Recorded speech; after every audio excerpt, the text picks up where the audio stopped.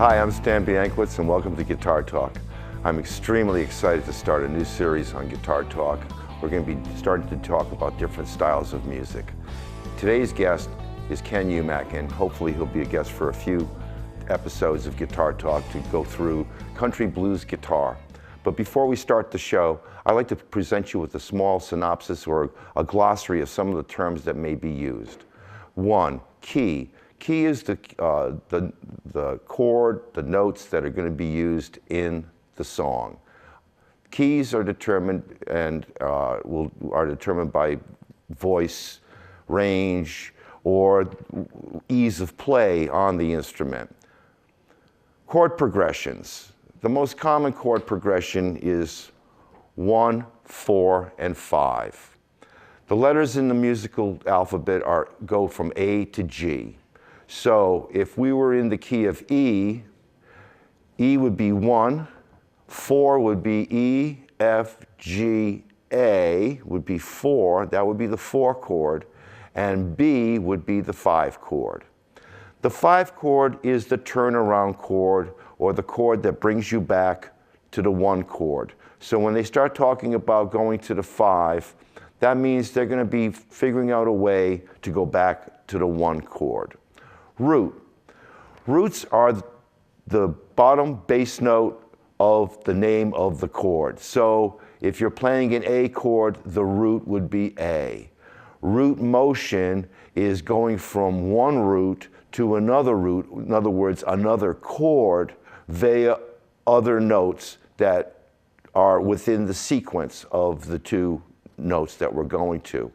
And I guess that's about it for the synopsis. There's not much to be said. Just hoping that you can follow this a little better by understanding this, so these things won't be going over your head. Some of these terms will be a little, maybe too much beginner for some of you folks, but bear with everyone, because we want everyone to learn how to do these things. This is the first of the series. Hopefully we'll have jazz, rock and roll, rap, the Megillah, as far as all the different styles of music that's available that incorporate guitars. Thank you for watching, and enjoy. Mr. Ken Umack. Okay, well, hi, I'm Ken Umack, and I'm here again with Mark and Walt here. We're going to pick up where we left off last week, where we were talking about acoustic blues. And there's a lot of things we wanted to say we never got to. We'll try to get to them this week. And I thought we'd start out by, we completely skipped guitars. You know, we didn't talk about guitars. You know, acoustic blues players are very, they're always searching for the perfect blues guitar. And what is the perfect blues guitar? Is there such a thing? And in order to answer that question, you just have to look at what did the original early blues guys play? And they played whatever they could get their hands on. And that was usually cheap guitars, Stellas, Harmonies. I think early Kalamazoo, there's a picture of Robert Johnson playing Kalamazoo. Whatever they could get, and they probably didn't have access to new strings every 2 weeks or a week or a month, so they're playing with old guitars that weren't top of the line. Didn't have a lot of sustain. They were ladder braced, and they had a different sound. So when you hear them on the old recordings, it's almost somewhat impossible to imitate that, or reduplicate, it should be the word, duplicate that sound, because the guitars they were using were so poor. But it's become the characteristic sound. Also, many of them were 12-fret guitars. And I have a 12-fret here. These are 15. This is 15. That's a 14, and this is a 14-fret. Yeah, 14. Yeah. Okay. And these are also the two Martins, I think. And this is a Kalamazoo. These guys never would have played the blues on this. Kalamazoo? I mean, did I say Kalamazoo? Yes. Waterloo. This is a Waterloo. It's modeled after a Kalamazoo, by the way. It's the Napoleon guitar. Okay. And one of the things that you notice right away on a really nice guitar is that we have all this sustain. The notes ring out, and their notes didn't ring out like that. They're hence that muffling that imitates a little bit of their sound much more accurately. Even these trebles are dampened a bit. So if you don't muffle and you play on these guitars, you get quite a bit of ring. And it's too much. It's not like their sound. So the choice of guitar it's too pretty. It's too pretty. But I will say one thing, though. Yeah. We only have all those old recordings, which weren't done with the best equipment, so we don't know what they really sounded like live. Yeah, you're right. And that's the thing. I always wonder if they sounded actually richer live than what we actually hear preserved. Yeah, because you're looking at wax tape, old tape. Yeah, and so I don't know. Yeah, I don't know the answer either. yeah. Some of those old guitars. I have a 1950s, I think, Stella, and it's an orchestra size, and I keep that tuned about a whole step low.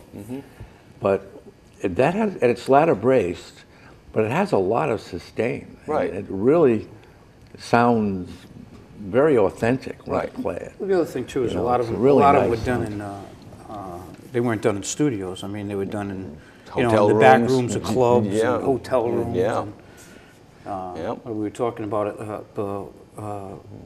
Reel to reel with a microphone they're holding up Yeah. to the person. Yeah. We were talking about Lightning Hopkins last week, and there was a guy that wanted to do a recording of him, gave him like $50 and took his guitar out of a pawn shop to do it, and they recorded in a hotel room, Oh yeah, yeah.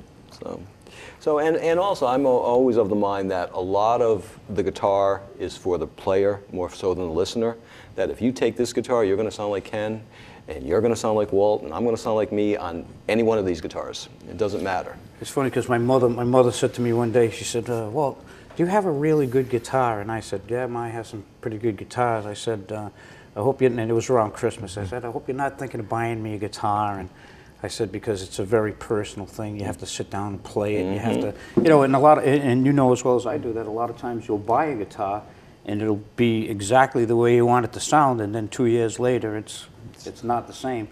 Well, I ended up showing up for Christmas Day, and she had bought me an Esteban guitar. Oh, Esteban. And it wasn't even an Esteban acoustic, it was an Esteban electric, You need which the I had long never nails. seen before. So, I remember him. and she keeps saying to me, do you still have that guitar, or did you give it away? No, I still have it. I use it all the time. It's funny. well, yeah, it's tough finding a guitar. I've been through, so many, looking for the perfect guitar. I finally settled down now. I'm happy with this. I've got another one. It's also a Waterloo. I'm happy with them, and I'm through with the. This is because you fall in love with these guitars, and you love them for 2 months, and then something else catches your eye. That's made by Collings. And This is made by Collins. About 2 weeks ago, I saw a used one online. A friend of mine has one, and I love the sound of it. And I was considering buying it, but you're taking a shot in the dark buying it on the internet with. Not knowing how it sounds, how it feels. So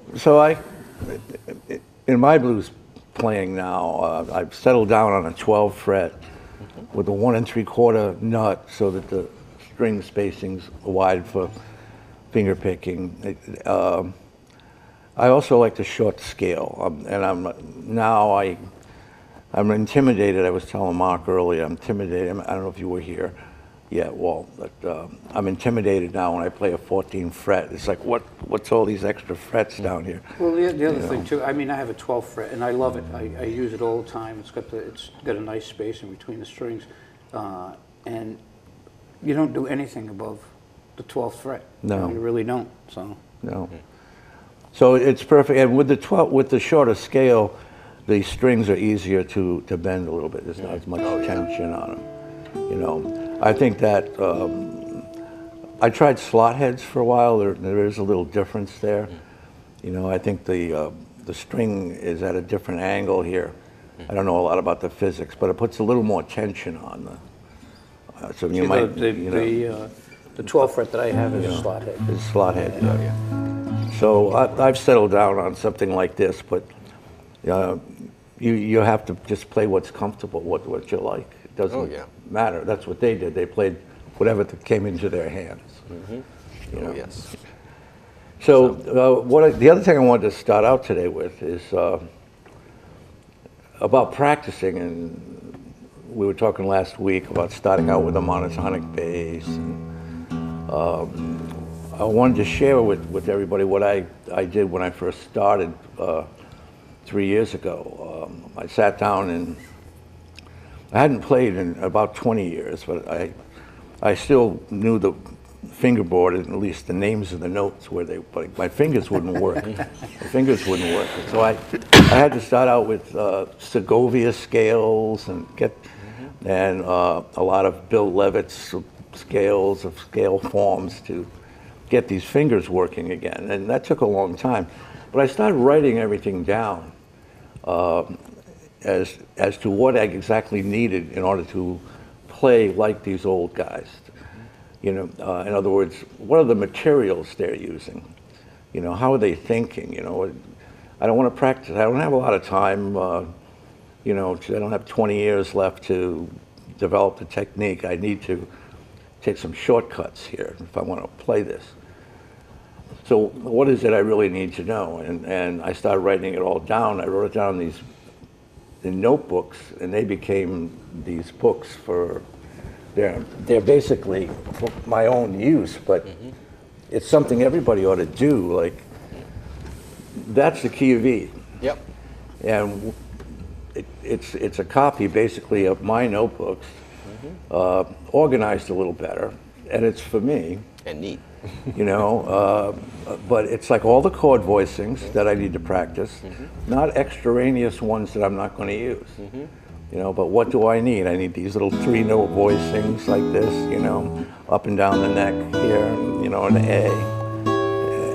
You've been a very busy boy. I've been busy. So the other guy I mentioned last week when I had told my wife, I said, there's no way. I sat on the edge of the bed one night, and I said, there's no way that I can do this, you know, and play notes over the top of them, and you're going to hear them. I can't do it because I hold my hand like a classical player, and I've got to shift it down this way, and these won't work anymore. And she simply basically said, kind of shook her head, and she said, you can do it. You just have to learn to play 2 ways. You know, as a matter of fact, she said, you've been fooling around with slide, and then you stop, because you tell me it's too different for the left hand and you can't get it. But what's the difference? You're fooling with slide. Learn to play this and just do it. And it takes a long time, I think. We talked about this last week. Before you can get these bottom notes to ring and the bass muffled and keep it going. Or make the transition back to all of them ringing. That's the toughest spot. But she was right, that it took maybe like 3 months, really. I couldn't do it long. I'd get frustrated. I'd do it like an hour a day. After a couple of weeks, I can almost do it a little bit. Okay, no, one day did it just hit you? Yeah, and one day it's sort of like, hey. Epiphanies are wonderful. And I found that practicing all these things is like that. I could practice for, say, 3 months on something. Let's not use 3 months, it's too long. No, actually, 3 months is a good period. Yeah, I find it that is 3 months is exactly the model time to have something really sink in. Yeah, exactly right. Yeah. So I'll preface that with saying 3 weeks of practicing something and you're not making any progress. Then you have to move on, but you have to keep coming back to that. But it's about, like you said, at the third month later, you go back to that and all of a sudden you can play it. It's, you know, it's there. It's there. It's like, wow, where'd that come from? You know. Sometimes we just try too hard. Well, you know. actually, one of the quotes I give all my students, I give Yoda. I say, there is no try, there's just do and don't do. And when that's it. You either play it or you don't play it. Don't try to play it. Just do it. Eventually it'll make some sense if you really care about it. And that's the biggest thing I found in teaching and learning and all this thing. And you have this. Is you got to care about it to the point where you're going to put up with the frustrations, you're going to put up with the blocks, and you're going to work your way through it. If you don't care enough about it, it doesn't matter what resources you have, what tools you have, YouTube, all this stuff, all these great lessons that you can learn. You just got to sit yourself in a room and practice and play and enjoy it and enjoy the process. Yeah. It's fun. It's got to be fun. Yep. Even though the practice is painful. I mean, it's absolutely right. In order to get where you're going, you're going to have to spend a lot of time alone, and you're going to be frustrated. And you also have to commit to playing things very slowly, completely slowly. If I sat here and just did that and put that little lick over it, I have to actually sit here maybe at this speed and go, and watch those fingers. And this hand, see, I muffled it. I wanted that note to ring, but it didn't. Now, let me break this down a little more for you. Because one thing you can think about is physically you're playing a beat, right? And what you're going to do against that beat is either play with the beat or play against the beat, right? Meaning you're either going, or you're going to be going. And to me, you should practice both those as separate issues, right? Instead of trying to become a festival player, which is like I'm going to do whatever rhythm comes to my mind, is to actually take a concrete rhythm and say, I'm just going to play with the beat.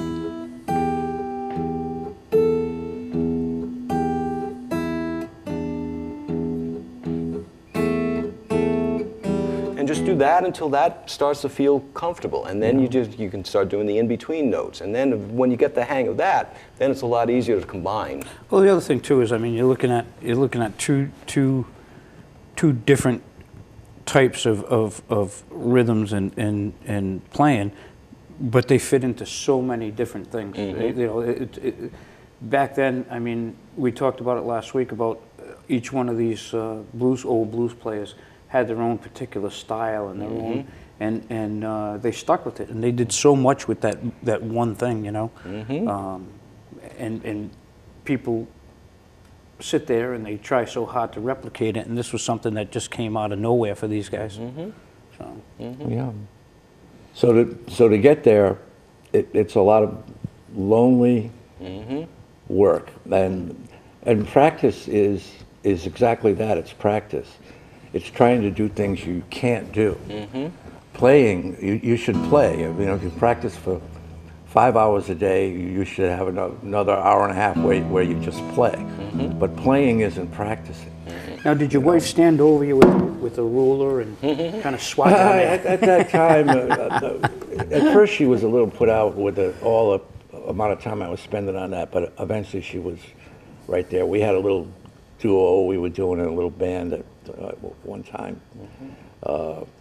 Probably after, it was about a year and a half ago. And in the meantime, I worked on these books. You were just talking about working with this and one note. In this third little book, which is on improvising, but it's not what you would think. It's about what notes, what material are they using, and how are they thinking about resolving it. If they want to use this on an E chord, if they want to use an F natural, well, they will, but it's going to have to come as like a passing tone, like that. But the part of the book is the way I practice is what you just demonstrated. I sat there and I said, I'm going to play this monotonic bass and play quarter notes, just like you did. And I said, well, what else are they using? Well, they're using the flat 5. Maybe now start to syncopate it a little bit.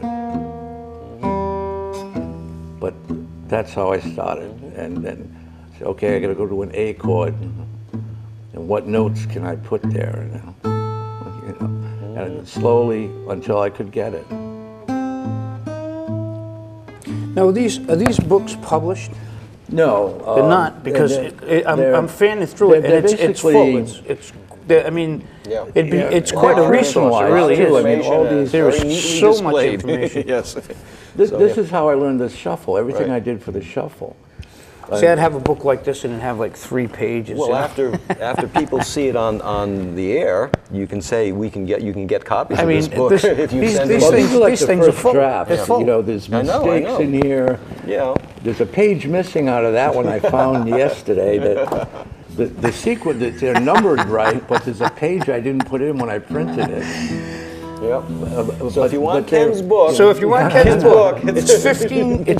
They're free. They're free, but there's a couple of pages missing that'll cost you like $15. there you go.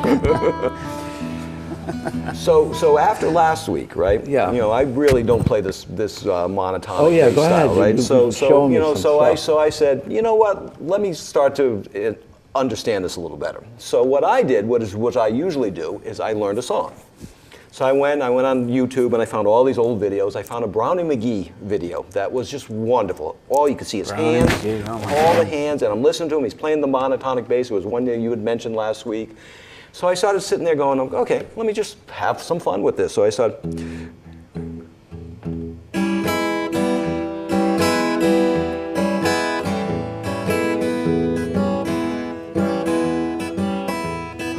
So I started going to Kansas City. And what he was doing, what was interesting, was I found is he was doing the monotonic bass with alternating bass. But what he was doing was actually what I call the Mississippi John Hurt thing, which is the way I learned it, which is on the inner stroke, you play chords. So like Mississippi John Hurt did this a lot. So every time he's going inside, you're hearing a bass and a chord. You're not hearing bass, you know. Right. And so it's very different. And so he was doing basically the same style, but he had the muffled bass going, you know. And it was just wonderful, you know.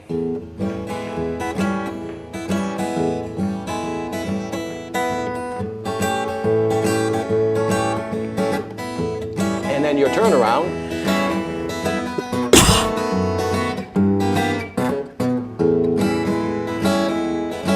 So it's like, okay, that gives me a good way to get into the feel, into the groove of this, and then, you know, then you start playing around with it. But to me, a lot of what you are trying to capture is that feel, that groove, you know, the way they're playing the notes, not so much just the notes.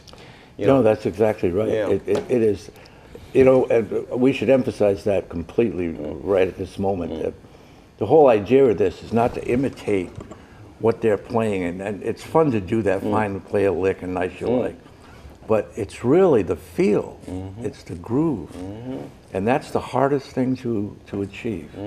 You know, I don't know if, you know, I'll ever really feel comfortably there. But you get there in increments, you know, and there are days you don't have it at all. You know, It's funny because you can look at a guitar player and you can see it when he's playing that he actually feels it or he doesn't. Oh, You know, yeah. It's Yeah. Oh, yeah. Well, I'm also of the mind that when you're playing, you're dancing. You're doing the reverse of what you do when you listen to music. And when you listen to music, you're inputting it, and the thing is if it's music you like, you're probably bopping to it. You move into it. Somewhere you're twitching to it. Somewhere you're moving. Right? And matter of fact, when I'm in a club, when I'm playing, we do a lot of background music. I sit around and I watch, and we're not playing people staring at us. And I watch people, and I see who's bopping heads, who's tapping their feet, because that's how I know I'm connecting. If they're doing that, and especially if they're talking and doing this, that means that subliminally I'm getting into them, and that means it's working. And you also, you're looking out over, and all of a sudden you'll see when it really hits somebody. Yeah. Oh, wait a minute. Yeah. And, you know, they stop. And Exactly. So I don't have that happen too often. But yeah, the groove is the critical part. Always the critical part. Absolutely. Yeah. You know, and I missed something of the groove at one point in my life where I might have been able to really tap into it, and that was in the early 70s, well, mid 70s, 74, I think.